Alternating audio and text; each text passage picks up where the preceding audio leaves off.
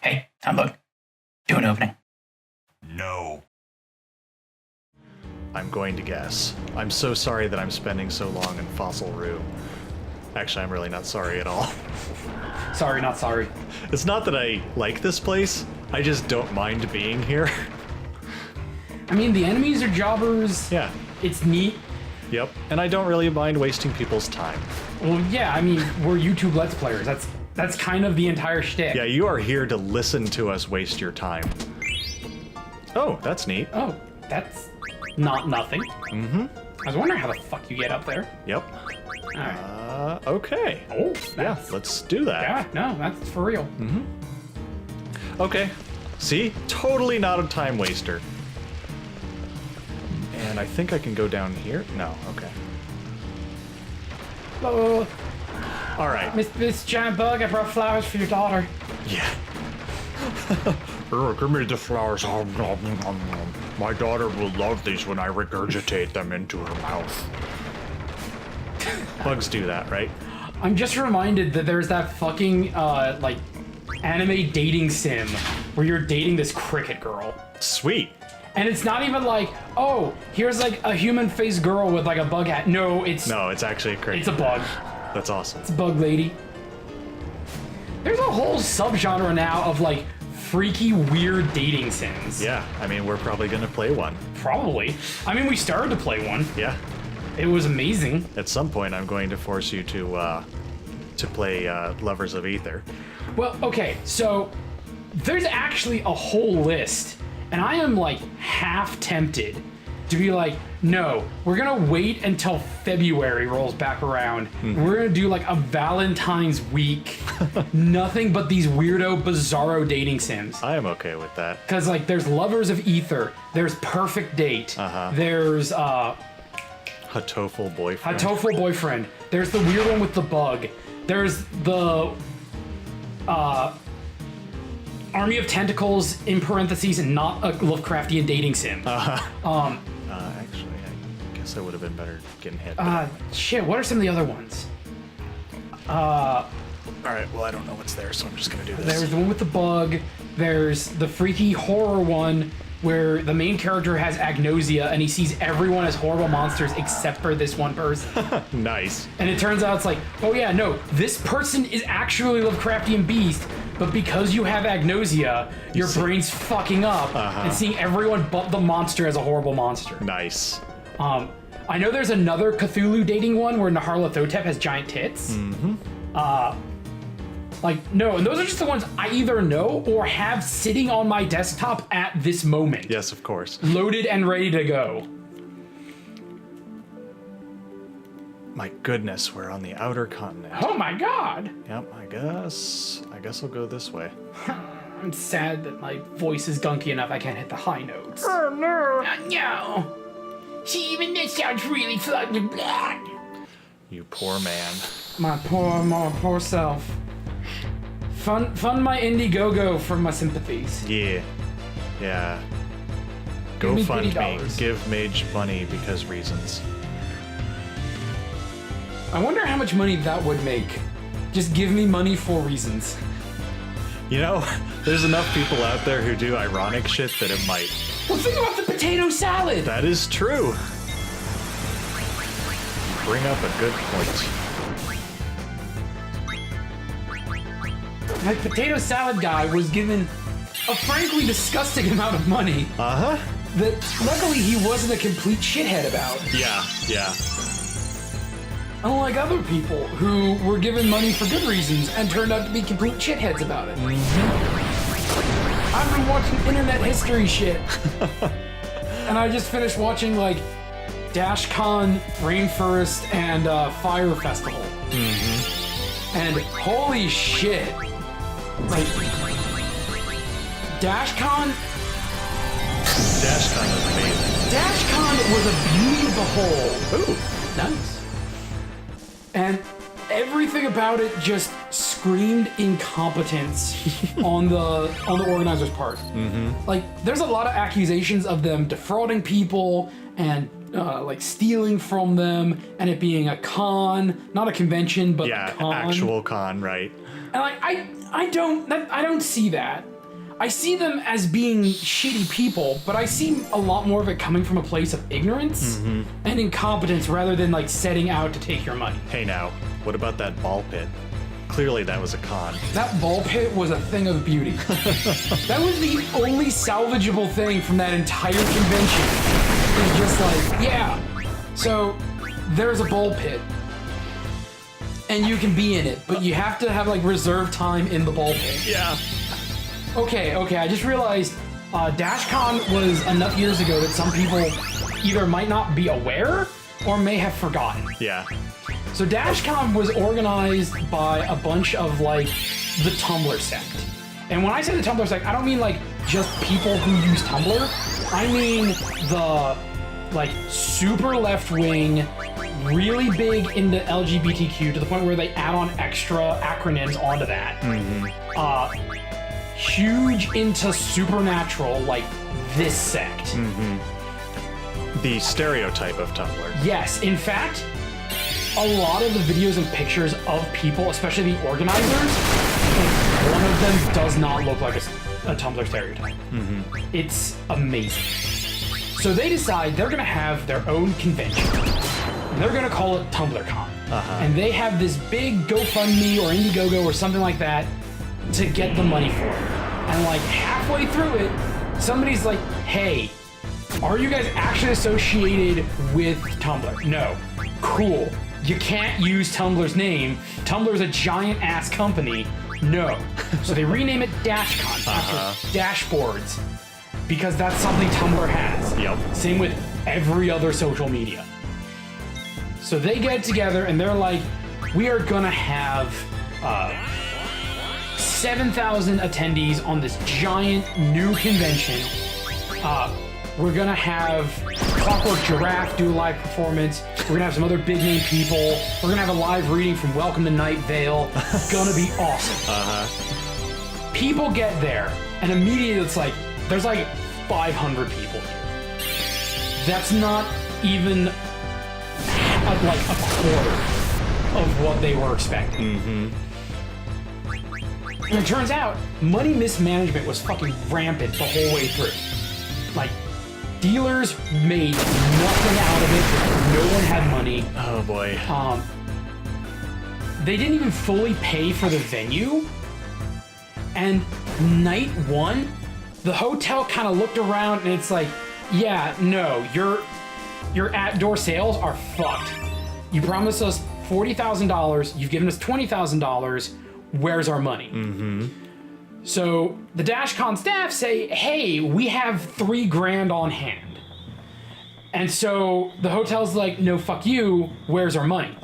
So they get everyone into a room and they're like, hey, so we need to raise like $17,000 because the hotels are a bunch of racist homophobes who are trying to extort more money out of us, and if they don't, they're gonna kick us out. And so they launch this big campaign, and a couple hours between like at-con attendees and PayPal donations, they get the money. Next night rolls around, time for a Clockwork Giraffe. Turns out Clockwork Giraffe never confirmed. Oh no. There was no contract, just like they advertised it, but at no point did Clockwork Giraffe actually say they were gonna show up. So, and the attendees had to pay extra money for tickets to see a Clockwork Giraffe who was never going to be there. Oh Christ. And then like, okay, well, we at least still got like the meet and greet and the signings with the Night Vale people. We know the Night Vale people are here. Well, it turns out Night Vale was on a European tour of doing like live readings and stuff. They cut short to come to this convention. They were promised that their travel expenses would be reimbursed. They would get room, they would get food, all this comped so that they could be at this convention. Right.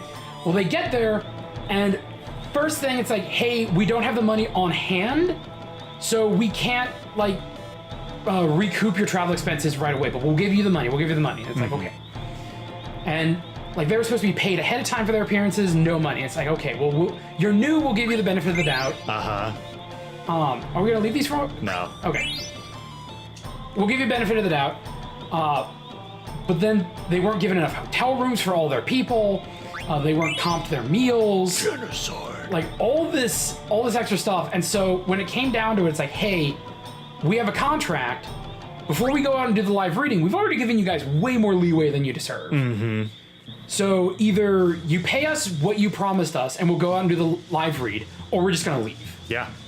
And so they left, and they didn't tell any of the attendees until like an hour into the scheduled performance. Like you had people sitting around confused in this ballroom for like an hour waiting for Night Vale to come in. Oh my god. And just like everything about it was this giant mess, massive incompetence. And one of the things that was promised was this giant ball pit. Like we're gonna have a big ball pit. It's gonna be like old Chuck E. Cheese or DMZ Discovery Zone, like place like this. You guys can play around, have fun, and just be yourselves. I would recommend Google image search -con ball pit. We'll give you a second. Pause the video and go do it. Okay, for those of you who didn't feel like doing it, it was literally like an inflatable long pool. Yeah, children's with balls pool. in it. Yep. And it didn't even look like a clean one. It looked like a dirty used one that someone brought from their house. Yeah. And just put into the middle of this convention space. Like anyone who's been to a convention, you know how they have those giant convention halls that are intended to have like booths or tables or stuff set up?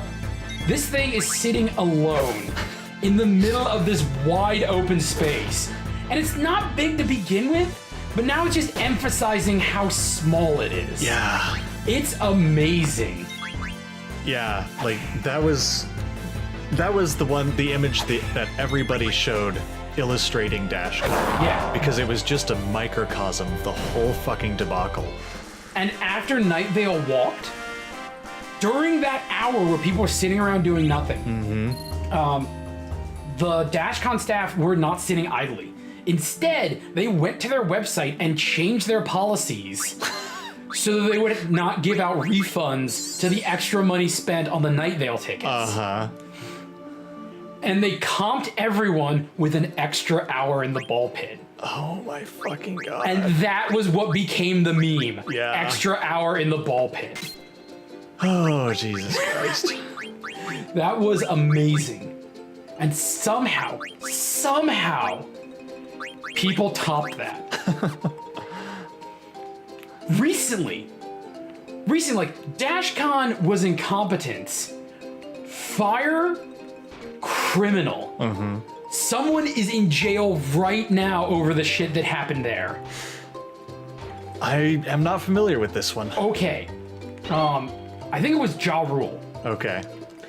So we start with this guy who is like this 22-year-old. He drops out of college. He's going to become this big entrepreneur. He starts his own credit card company up in New York City. Super exclusive. He goes around and starts networking with a bunch of people. And he comes up with this idea like, hey, we're going to have a music festival. And it's going to be fucking ludicrous. We're going to have luxury condos for people. We're going to offer huge amounts of money. Blink 182. Laser something or other. Like, all these big name acts are gonna be there. We're gonna have a private island out in the Bahamas that was crap. Hugo Chavez. It was Hugo Chavez's private island.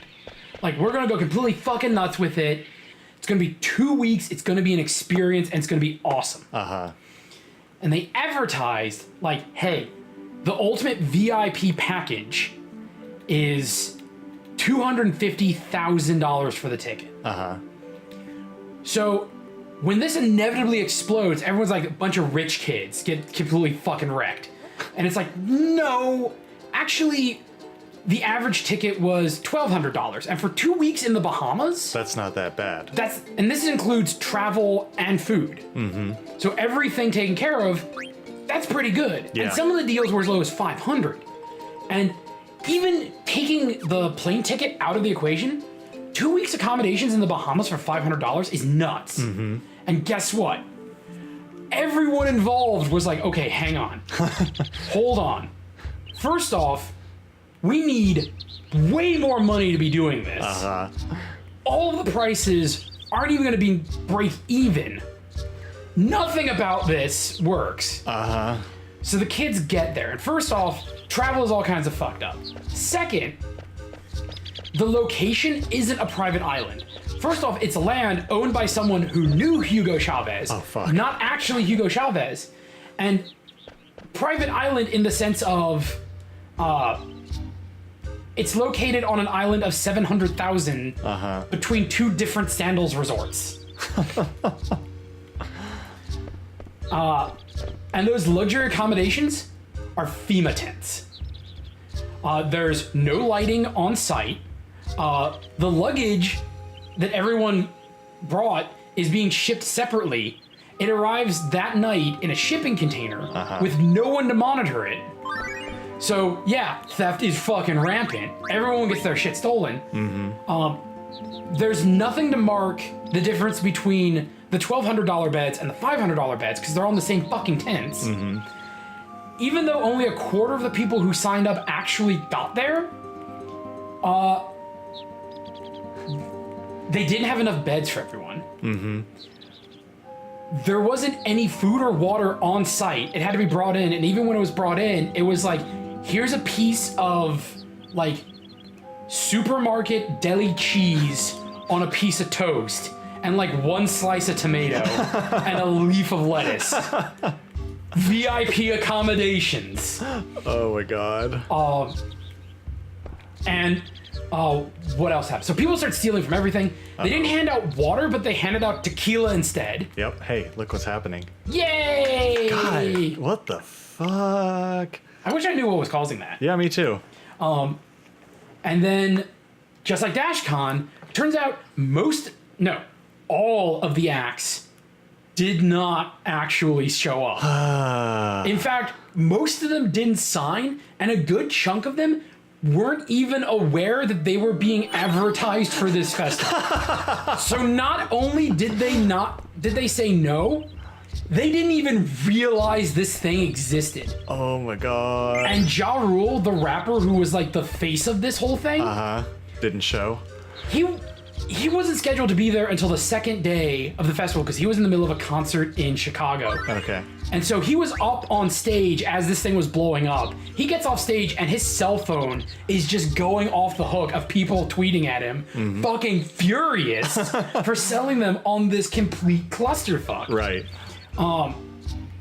So nothing is advertised. People were getting hurt. People were getting dehydrated. Eventually, the governor of that area was like, okay, you know what? This is fucked. Everyone get out. And even getting them out of the country was screwed up because now you have like a couple hundred hungover, dehydrated kids with no money because the big advertisement for this thing was like, hey, you don't need to bring any cash. Get this fucking bracelet that you can load with your smartphone, and nothing on site would take it. So they had no money, so they couldn't even call a cab or an Uber to get them out to one of the other resorts. And this was peak resort season, so it's not like there were any vacancies anyway. And the most, like, the thing that everyone remembers as like the iconic moment of this is for some reason you have all of these hungover, dehydrated teens with no money just trying to get home in this unair-conditioned building in summer in the Bahamas. And they come up and they lock the front door. It's not even lock the front door. They close it, lock it, wrap it with chains, and put a padlock on it. And just the reaction of all these kids like, hold up, wait, are we now starring in Hostel? Are we all hostages now? Oh my god. What the fuck is going on? Now that would be the picture that would kind of typify the whole fucking situation there. Yeah. But it's like, there was no light on site. So when night fell, it was complete pitch darkness.